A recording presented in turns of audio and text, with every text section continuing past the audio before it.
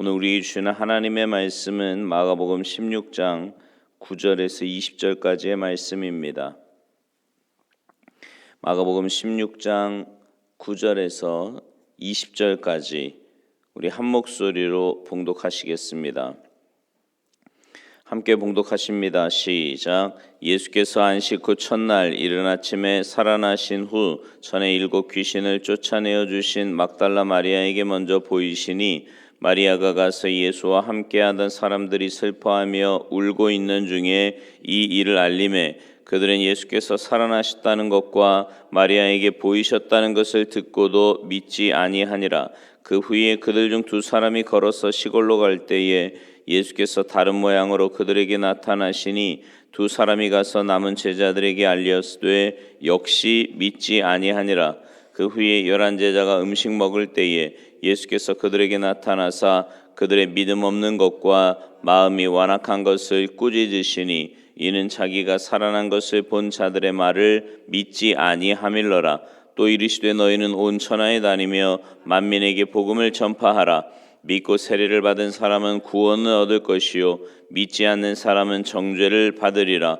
믿는 자들에게는 이런 표적이 따르리니 곧 그들이 내 이름으로 귀신을 쫓아내며 새 방언을 말하며 뱀을 집어올리며 무슨 독을 마실지라도 해를 받지 아니하며 병든 사람에게 손을 얹은즉 나으리라 하시더라. 주 예수께서 말씀을 마치신 후에 하늘로 올려지사 하나님 우편에 앉으시니라. 제자들이 나가 두루 전파할세 주께서 함께 역사하사 그 따르는 표적으로 말씀을 확실히 증언하시니라. 아멘. 할렐루야. 오늘 본문에 등장하는 사람들은 대부분 예수님의 부활을 믿지 못하는 사람들이었습니다. 11절을 보세요. 그들은 예수께서 살아나셨다는 것과 마리아에게 보이셨다는 것을 듣고도 어떻게 했대요?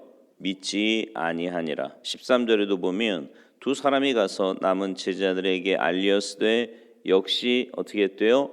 믿지 아니하니라. 왜 그들은 예수님의 부활 소식을 믿지 못했을까요? 먼저 그들은 약속을 믿지 못했기 때문입니다. 주님이 제자들과 함께 있을 때 여러 번 예언하셨잖아요. 그러나 제자들은 설마 예수님이 죽으시겠는가? 그리고 아니 죽었다가 다시 살아난다는 건 도대체 뭐냐?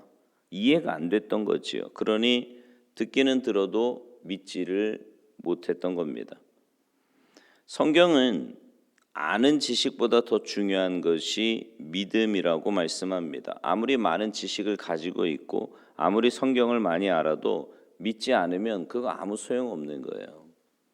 성경은 처음부터 끝까지 약속으로 시작해서 약속으로 끝을 맺습니다.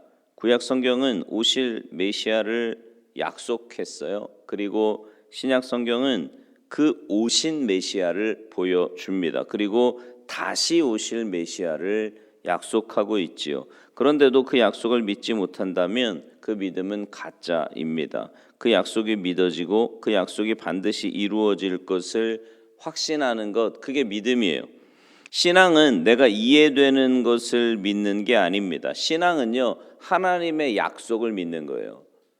그러니까 이해되는 건 누구나 다 믿지요. 세상 사람들도 믿어요. 그건 신앙이 아니에요. 신앙은 하나님의 약속의 말씀을 믿는 겁니다. 내 머리로 때로 이해가 안 되고 내 생각으로 도저히 믿을 수 없는 것도 하나님의 약속이니까 믿어야 되는 겁니다. 하나님의 약속이니까. 성경의 약속은 이해의 대상이 아니고 믿음의 대상이라는 걸 꼭 기억하시기 바랍니다. 2 번째, 주님의 능력을 그들은 믿지 못했기 때문입니다. 예수님을 따랐던 자들이 예수님의 부활을 믿지 못한 것은 하나님의 능력을 믿지 못한 거예요. 나사로가 죽은 후에 예수님이 오시자 마리아와 마르다가 이런 말을 했지요. 주께서 여기 계셨다면 우리 오라버니가 죽지 않았을 겁니다. 그러니까 그걸 바꿔 말하면 주님이 여기 안 계셨기 때문에 우리 오라버니가 죽었다는 거지요. 더 구체적으로 말하면 예수님 늦게 오셔서 죽었다 이 말입니다. 예수님의 능력을 공간적으로 제한하는 말입니다. 여기 계셨다면 살았을 거고 여기 안 계셨기 때문에 죽었다는 겁니다. 반면에 마태복음 8장의 백부장은 자기 하인이 병으로 쓰러지자 주님께 찾아옵니다. 그때 예수님이 그의 집으로 가려고 하시니까 말리죠. 그러면서 위대한 신앙 고백을 하는데 말씀으로만 하옵소서 그러면 내 하인이 낫겠나이다. 여러분 이 차이는요. 주님의 능력을 믿느냐 믿지 못하느냐의 차이예요. 하나님의 천지 창조, 여러분 이 능력을 믿으십니까? 네, 하나님이 천지를 창조하셨다는 건 우리가 믿어요. 인간을 포함한 온 우주를 창조하신 그 하나님이 죽은 자를 살리시는 것, 부활시키는 것, 그게 뭐 그리 어려운 일이겠습니까? 여러분은 하나님과 예수님의 능력을 얼마나 믿으며 사십니까? 믿는 만큼 우리는 복을 누리는 거예요. 믿는 만큼. 내가 믿는 만큼의 은혜를 체험하는 거죠. 그러니까 똑같이 신앙생활 하는데 여러분 보세요. 신앙생활 이렇게 똑같이 하는 것처럼 보이는데 그 똑같이 신앙생활 하는 사람 가운데 어떤 사람은 하나님의 은혜와 복을 누립니다. 기쁨이 있고요. 평안함이 있고요. 여러분 믿음이 성경에 보면 믿음이 우리에게 주시는 은혜와 복이 굉장히 많거든요. 뭐 기쁨과 평안은 말할 것도 없고요. 여러 가지 삶에서 우리에게 주시는 은혜와 복이 굉장히 많아요. 근데 그걸 실제로 삶에서 누리는 사람들이 있어요. 삶이 어렵고 곤란하고 문제가 생겨도 고난이 와도 그 속에서 흔들리지 않고 정말 주님 주신 믿음 붙잡고 주님이 약속하신 대로 참된 기쁨과 평안함 가운데 살아가는 사람이 있고요. 어떤 사람은 뭐 조건도 괜찮아요. 살만합니다. 그런데도 삶에서 참된 기쁨과 평안은커녕 조그만 일에도 또 조그만 소리에도 그냥 흔들리고 어쩔 줄 몰라 하는 그런 사람들도 있습니다. 뭐가 차이인 줄 아세요? 믿음의 차이입니다. 믿음의 차이예요. 내가 믿는 만큼의 은혜, 내가 믿음이 크면 큰 대로 적으면 적은 대로 복을 누리는 겁니다. 여러분 주님이 하신 말씀 기억하셔야 돼요. 내 믿음대로 될지어다. 그러니까 우리의 삶에 믿음대로 누리며 살아가는 겁니다. 세 번째, 그들이 예수님을 하나님의 아들로 믿지 못했기 때문에 그 부활 소식을 듣고도 믿지 못한 거예요. 예수님의 제자들이 예수님의 부활을 믿지 못한 결정적인 요인이라고 볼 수도 있습니다. 예수님이 제자들 앞에서 그토록 많은 기적을 행하시고 놀라운 일을 행하신 것은 예수 그리스도가 메시아이시고 하나님의 아들이라는 것을 믿게 하기 위함이었습니다. 요한복음 20장 30절 31절에 보면 이런 말씀이 있어요. 예수께서 제자들 앞에서 이 책에 기록되지 아니한 다른 표적도 많이 행하셨으니 오직 이것을 기록함은, 그러니까 더 많이 행하셨다는 거예요. 근데 기록은 요거밖에 못했다라는 거죠. 근데 이걸 기록한 것은 너희로 예수께서 하나님의 아들 그리스도이심을 믿게 하려 함이요 또 너희로 믿고 그 이름을 힘입어 생명을 얻게 하려 함이니라. 인류 역사에 가장 큰 세 가지 사건이 있는데 하나는 하나님이 인간으로 이 땅에 오신 겁니다. 예수님의 탄생 사건이지요. 두 번째는 하나님이 죽으신 사건이에요. 그것이 바로 예수님의 십자가 사건입니다. 그리고 세 번째는 그 죽었던 하나님이 살아나신 사건인데 바로 우리 주님의 부활 사건입니다. 여기에 아직 이루어지지 않은 사건이 하나 있는데 그것은 바로 하나님이 다시 오시는 사건입니다. 주님의 재림 사건이지요. 여러분 세계 역사는요 예수님의 역사입니다. His story, 그분의 이야기예요. 그래서 세계 인류 역사는 예수님과 떼려고 해도 뗄 수가 없는 겁니다. 그런데도 부활을 믿지 못한다면 얼마나 어리석은 사람이 되는 겁니까? 그렇다면 예수님은 부활을 믿지 못하는 제자들에게 어떤 모습을 보여주셨습니까? 먼저는 믿지 않음을 꾸짖으셨어요. 14절 말씀이지요. 예수님의 부활을 믿지 못하는 제자들의 그 믿음 없음을 꾸짖으신 겁니다. 그동안 계속 같이 계셨잖아요. 말씀하셨잖아요. 그리고 주님이 계속해서 보여주셨잖아요. 그런데도 믿지 못하는 그 제자들의 믿음 없음을 꾸짖으셨습니다. 더 나아가서 그 마음의 완악함을 꾸짖으셨다, 이렇게 말씀해요. 무슨 말이냐면 여러분, 믿음이 없는 가장 큰 이유, 가장 큰 원인은 마음이 완악하기 때문이라는 겁니다.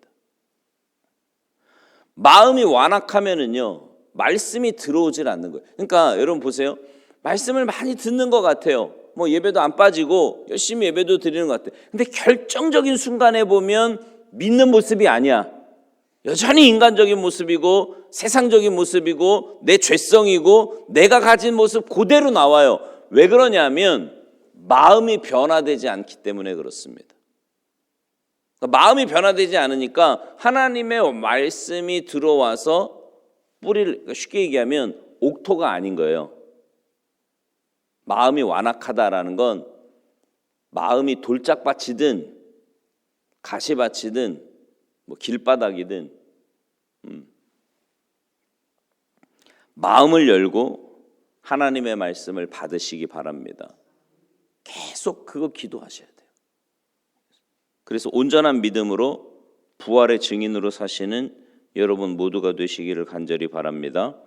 두 번째는 복음 전파의 사명을 맡기세요. 이게 15절 16절입니다.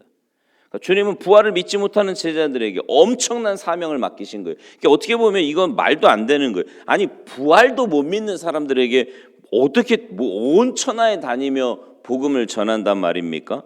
근데 주님이 뭘 보고 그렇게 하셨어요? 현재의 그들의 모습을 보고 말씀하신 게 아니에요. 그들에게 성령이 임하고 권능을 받게 되면 결국 온 천하에 다니게 된다는 것을 아시고 말씀하시는 거죠. 그러니까 여러분, 지금의 내 모습이 혹시 온전한 믿음이 없는 것 같아요?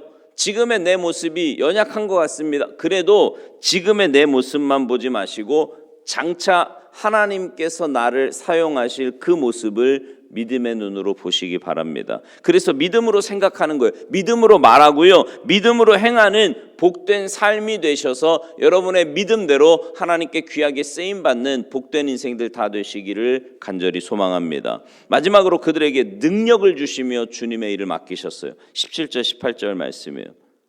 제가 참 좋아하는 말씀 가운데 하나인데 17절 18절 보면 믿는 자들에게 이런 표적이 따르니, 믿는 자들에게 따르는 표적, 그들이 귀신을 주님의 이름으로요, 귀신을 쫓아내고 새 방언을 말하고 뱀을 짚고 무슨 독을 마실지라도 해를 받지 아니하며 병든 사람에게 손을 얹은 즉 나으리라.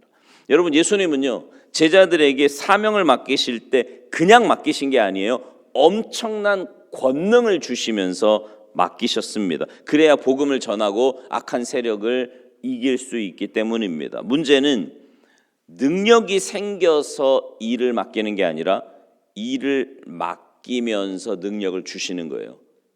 이게 하나님의 원리입니다. 그러니까 일을 맡기면서 능력을 준다고 오늘 본문에도 약속하고 계시는 거예요. 그러니 여러분, 하나님께서 뭔가를 맡기신다 그러면 자꾸 사양하지 마세요. 뭐 안 하는 게 무슨 대수가 아니에요. 그냥 그게 되게 이렇게 겸손하다라고 착각하는데 그건 겸손이 아닙니다. 하나님이 들어 쓰시겠다고 할 때는 하나님이 능력을 주시겠다는 거고 하나님이 감당할 힘을 주시겠다는 거예요. 아멘하고 순종하면서 일하면 하나님이 능력도 주시고 복된 열매를 맺게 하실 줄 믿습니다. 바라기는 여러분 모두가 부활의 증인으로 사셔서 부활의 첫 열매 되신 주님을 날마다 증거하고 여러분의 삶의 역사하시는 하나님의 놀라운 은혜와 능력을 맛보고 누리며 사시는 복된 삶이 되시기를 주님의 이름으로 축원합니다. 기도하시겠습니다. 부활하신 주님을 만나고도 그 소식을 듣고도 믿지 못했던 주님의 제자들을 책망하시면서 믿음이 왜 없냐고, 마음이 이렇게 완악하냐고 말씀하신 주님의 그 말씀 앞에서 우리의 삶을 돌아봅니다. 우리는 삶 속에서 얼마나 믿음을 가지고 사는지, 얼마나 부활의 증인으로 사는지 우리의 삶을 돌아보며 하나님, 우리가 그렇게 살지 못함을 주님 앞에 회개하게 하시고 믿음 없음을 주님 앞에 회개하며 주님께 온전한 믿음을 구하며 살아가는 우리 모두가 되도록 주님 도와주시옵소서. 내 믿음대로 될지어다라고 말씀하신 주님의 그 말씀을 기억하면서 내가 갖는 믿음이 아니라 주님께로부터 오는 그 믿음 붙잡고 날마다 주님의 말씀대로 순종하여서 지금도 살아 역사하시는 전능하신 하나님의 그 놀라운 은혜와 역사를 맛보고 누리며 증거하며 살아가는 우리 모두의 삶이 되도록 주님 도와주시옵소서. 이 새벽에 여러 가지 기도의 제목을 가지고 안타까운 마음으로 주님 앞에 부르짖어 기도하는 주님의 백성들의 기도에 주님 응답하시고 역사하여 주시옵소서. 감사드리며 예수님의 이름으로 축복하며 기도하옵나이다. 아멘.